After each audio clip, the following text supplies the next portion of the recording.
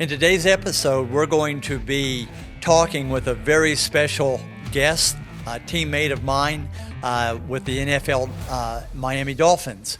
We're going to learn how critical it is to lean into people and to build critical relationships in your life, and you will be shocked the opportunities that they begin to afford you in your life. Leaders are givers, not takers. We're going to learn about a leader who was a giver and how it has impacted his life and others. At InitiativeOne, we're igniting a leadership revolution by helping organizations eliminate the drama, improve decision-making, and win as a team. Join Dr. Fred Johnson on the Leadership Initiative podcast as we uncover insights to maximize your impact and transform your life. Hello, everyone. I'm Dr. Fred Johnson. I'm the founder of InitiativeOne, and welcome back to the latest edition of Leadership Initiative podcast. Today, we are fortunate to have a very special guest. He has become a dear friend of mine in a relatively short time. I'd like to introduce to you Coach Parks Frazier.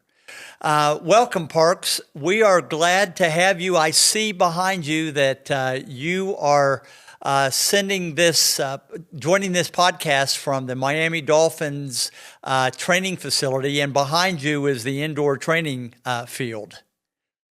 Yes. Hey, Dr. Fred, thank you for having me on. And I'm sitting in our coach's staff room doing this podcast, and that's our practice indoor facility behind us. So, pretty, not a lot of people out there right now, so it's a pretty quiet, but definitely a lot of work goes on out there. So, but it's a good place. Awesome. Well, Parks, let me tell our audience a few things about you. I met Parks during last season's assignment with the Dolphins. When you're in a crowd, you can spot people pretty quickly who just stand out. And Parks was one of those folks that stood out for me immediately. He had this humility about him, yet this strength of character. He was one of these guys that you could tell that when he spoke, people listened, but he didn't have the need to have his voice being the center of the room. I loved his servant spirit. There were just so many things as I watched him that I said, I have got to get to know this individual. And we introduced ourselves to each other coming out of the chaplain's Bible study one day that we both were attending. And we started off a conversation, and in a matter of time, we had become fast friends. And Parks, what a joy it is to have you as my teammate, my buddy, and someone that I have deep respect for as a person and as a friend. And it's great to have you with us. Thank you for joining us. I really appreciate that. And likewise, I feel the same about you. And when you go through trying times, and then especially, NFL seasons are long and grueling. And so having people around you that can lift you up and have real conversations with is everything. So I appreciate you having me and looking forward to it. Parks, let's jump off on that statement. One of the things that we teach is that leadership is so radically different today. We've been taught that if you're real, if you're authentic, if you're vulnerable, that you're setting yourself up to be burned. You're setting yourself up to somehow be taken advantage of, and that it's a point of weakness. And yet I know that in my discussions with you, you're one of the most real, authentic leaders that I know. Did you have to make a conscious decision not to adopt the traditional standard that you got to wear a mask, that you have to be a tough guy, that you can't let people see you sweat, so to speak? I mean, how have you as a leader navigated that journey in what is traditionally not part of the NFL culture, and yet you found a way to be yourself in the middle of that culture? Talk to us about that. Yeah, it's absolutely a conscious decision, and not only is it a conscious decision, but it's a daily conscious decision because just because you have convictions and you believe that this is the way you want to lead and the way you want to go about it, you're still tried and tested every day to go about that because it is against the social norms and human nature to want to conform to society or conform to the environment and do what you think other people want you to do. But I think that every single day, making a daily decision of, I'm going to be true to myself and I'm going to be true to things that I believe in. And, it is being vulnerable and it is putting yourself out there and there's a possibility that people don't like you or don't like the way you are. And if that's the case, you have to be willing to accept that. For me, that it's definitely been something that I think, for one, having mentors who have been strong in my life and who have lived out what it looks like to be yourself. And then having mentors who are also different in that, all the people that I've been around who I respect deeply aren't the same and they've led in different ways. And then others, you see people around who do go out of their way to do what other people want them to do. And you see the toll that it takes on them in the end. And so I think just having those mentors though, and being able to watch and see people lead and be true to themselves, and I think that's something that you just develop your own philosophy and your own convictions on things, and that is something that I think you and I, one of our first conversations was I'm extremely passionate about is being true to yourself, and for one thing, I think it's what we're called to do is be ourselves and let our light shine, so to speak. Because we all have different lights and understand that people may or may not like that, but it really doesn't matter what other people think. It matters what one person thinks, and so that's kind of what I believe it is, and that's how I go about it. Parks, we everything that InitiativeOne teaches, we tell people it has to meet two criteria. Number one, it has to be best practice, and two, it has to be academically verifiable. And ironically, the research that we have, exhaustive research that we've done on leadership, bears out that the most effective leaders who have long-term impact, bigger than themselves, one of the surprising dimensions of high-impact leaders is a commitment to have spiritual centeredness in their lives. And the other one was to have a commitment to know oneself deeply, self-awareness. And so we don't shy away from the fact that the spiritual dimension is a critical part of leadership. You, being a great leader, you're constantly giving out. People are constantly coming to you, so to speak, tapping your well. And if you're giving and giving and giving, and you're never involved in the disciplines that refill your well, pretty soon you're giving from the bottom of the well where all the toxins are. And so that's one of the things that gravitated me towards you is to see that you have been able to navigate well that line, that bridge of faith and football. How has the spiritual dimension of your life, your relationship with God, how has that played itself out in your decision-making and where you are right now as a coach, offensive assistant? You were an offensive coordinator for the Colts. You've been with the Carolina Panthers. You have a long list of just really incredible achievements in your football career. Talk to us about how faith, self-awareness, knowing where you're at your best, where you have your highest impact, how have those two things played a part in where you are now in your career? Yeah, they've been huge. Every single decision that I and my family has made truly comes down to it's thought a lot about and it's prayed a lot about. And in this profession, there's a lot of decisions that have to be made. And fortunately and unfortunately, you get kind of met at that crossroads, I guess, so to speak, pretty much annually, every year. And, so it's been something that we've leaned heavily on. And again, I'll refer back to mentors that I've had who I've watched navigate that with their families. And some, not everybody has done it perfectly. And I don't think any of us do it perfectly. We all do it the best that we can. But seeing how certain individuals that I've leaned on and relied on for advice in my past, seeing how they've navigated through that with leaning heavily on what their faith says, and their faith says to that He has a plan for us and He's in control. And so ultimately, the decisions that we make, as long as we make them in good faith and we make them and we are self-aware for living out our calling and our purpose, because at the end of the day, I think that's what we're called to do, is to spread the word and like I said, let our light shine and do it the way that we live life. And so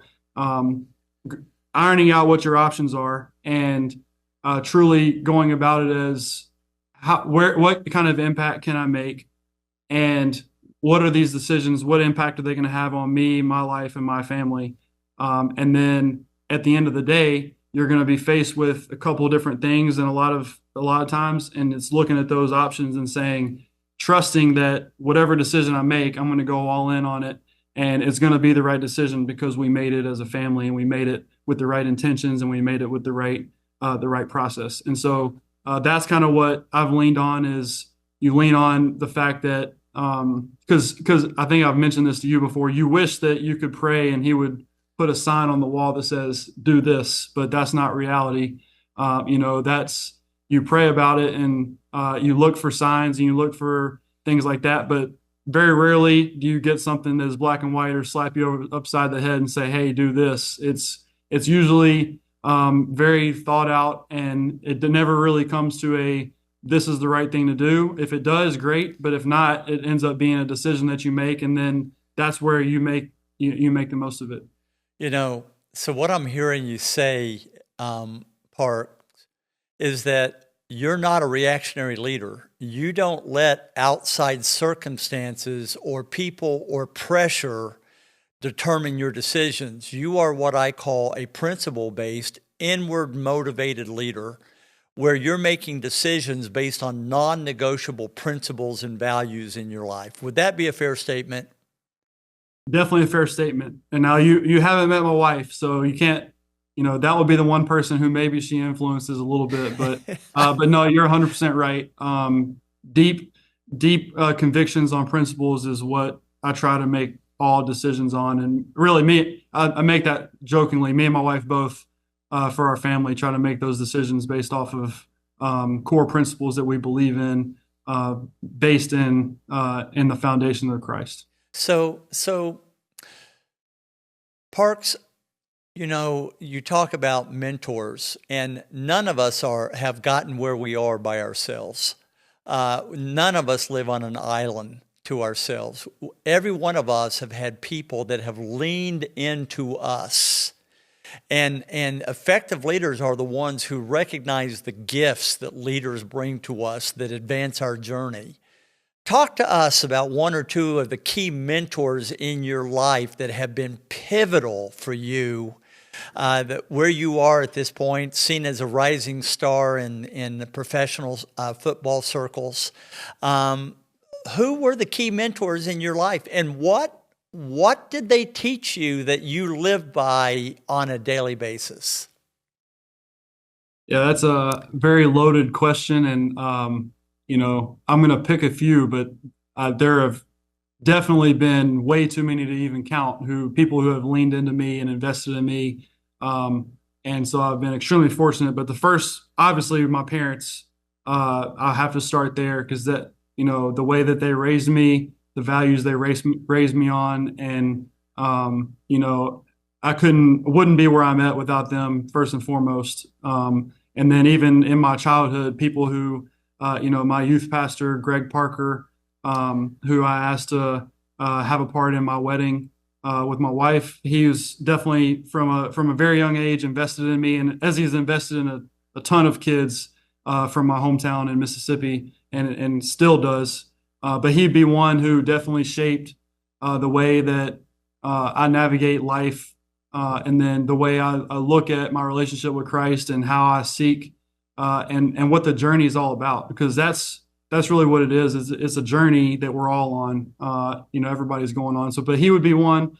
And then, getting into coaching, playing, and then getting into coaching, you have a ton of mentors. And I think you learn things from people that you observe, and then some people lean into you more than others, and then your great relationships are formed, and really friends. So friends, mentors, it could all go hand in hand. But the one that I will speak on the most would be when I got to Indianapolis. And I think there's a lot of reasons why this is probably the main one I'm going to talk about, but probably the point I was at in my life when we met, the amount of change that I went through while we were together, and the conversations that we had, and then just the depth and the vulnerability and the friendship and the things that I've leaned on him for in the past and continue to, would be Frank Reich. And he was the head coach at Indianapolis when I got there. He hired me, gave me my first job in the NFL.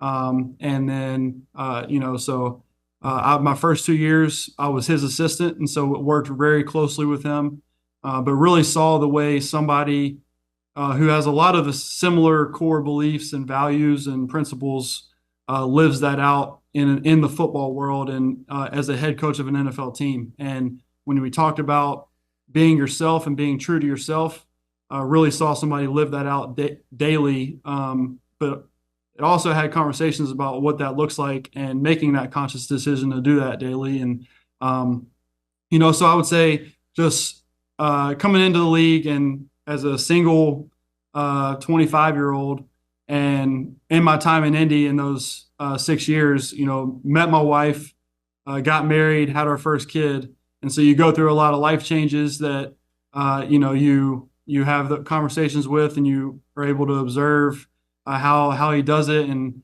just really leaned on him a lot through those times of how to navigate family and football, and then your faith and all those things, and saw somebody who did it the right way for sure, and respect, a ton of respect for him, and what he has been able to accomplish, and what he stands for.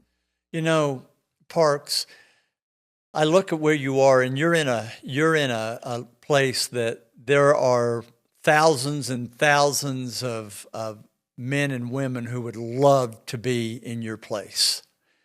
And yet, I know that we talk about the law of attraction, that when you're committed to being a giver, when you're committed to growing and hungry to be the best version of yourself, people come into your life that help you in that journey.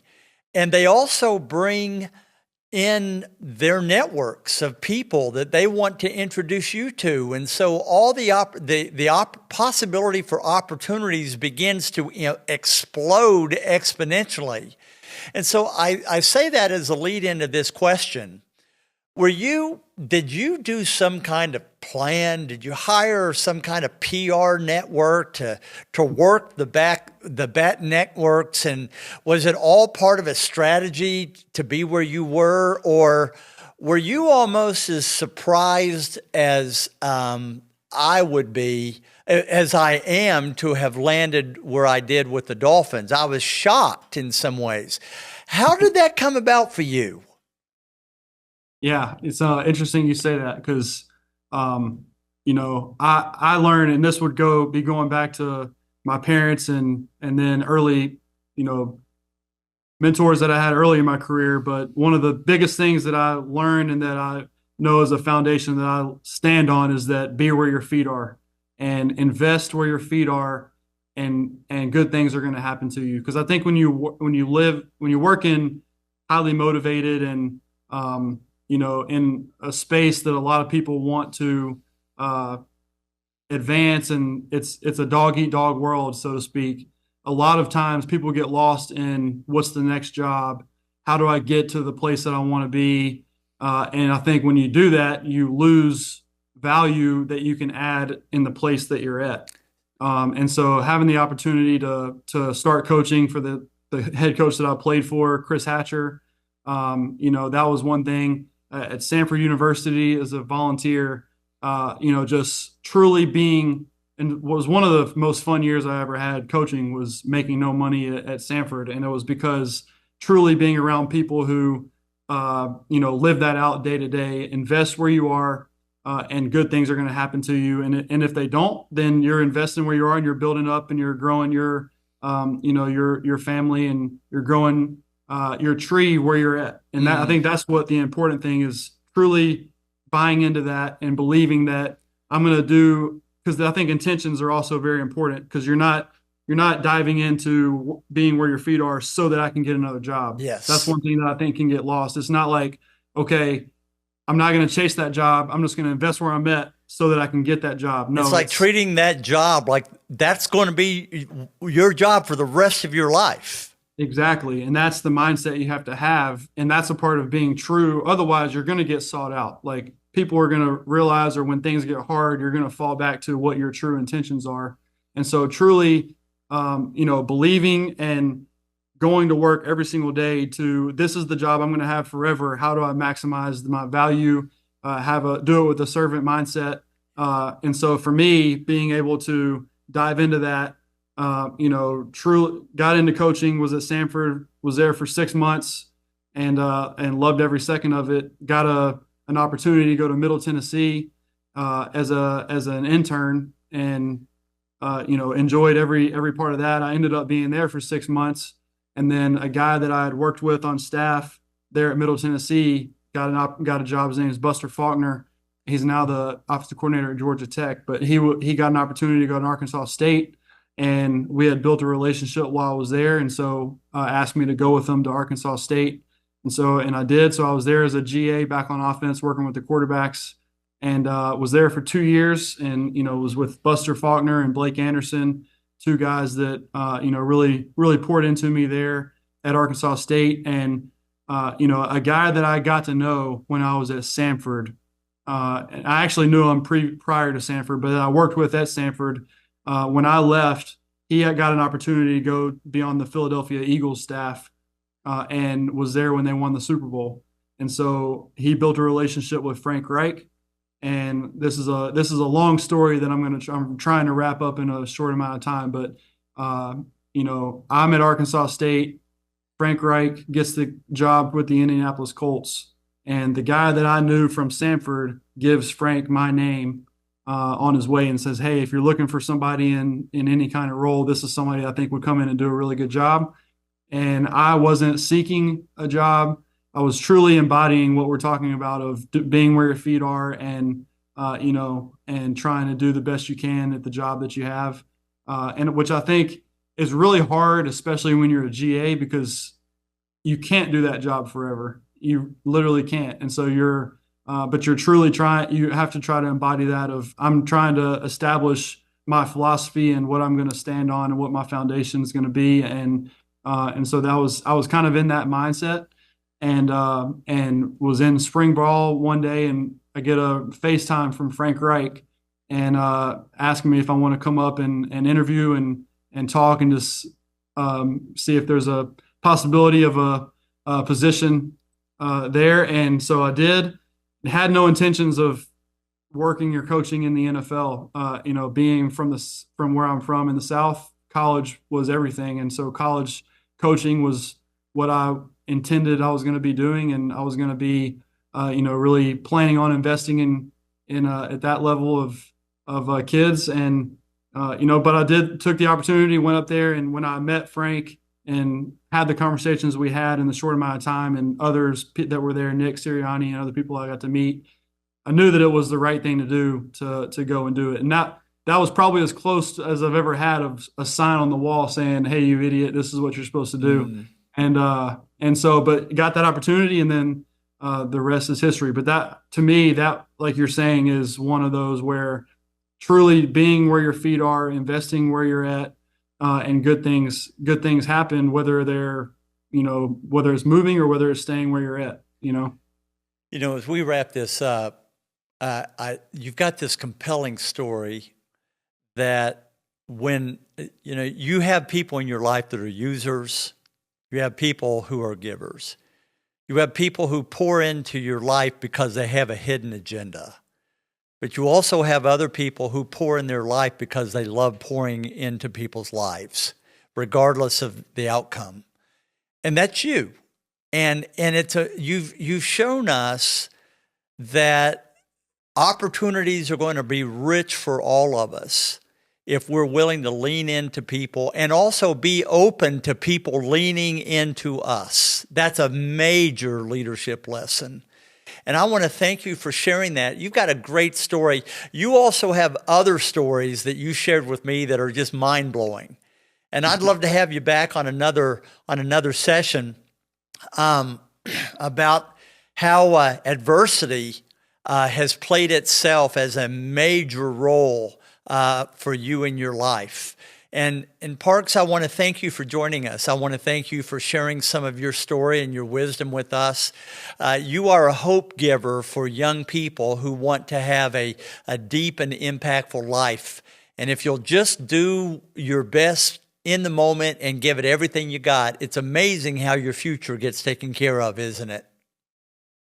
Absolutely. Absolutely. No, thank you for having me. And I would say definitely that's one thing my wife and I have conversations about daily is, doing the best that you can and truly living out his purpose for you. And at the end of the day, if you do that, everything's going to take care of itself. Thank you, Parks. And thank you again for being our guest today, my friend. It's great to see you again.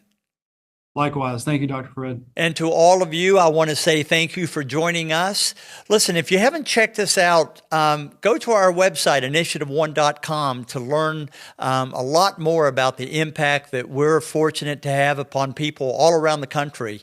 We have a monthly think tank that we do that you can go to Facebook or our website and register for our complimentary gift of leadership insights that I give once a month. It's attended by hundreds and hundreds of people all over the country. We'd love to have you join and be one of our guests. Again, I want to say thank you today for joining us on the Leadership Initiative. We hope that you'll see us again and join us again very soon. Take care. Have a great day.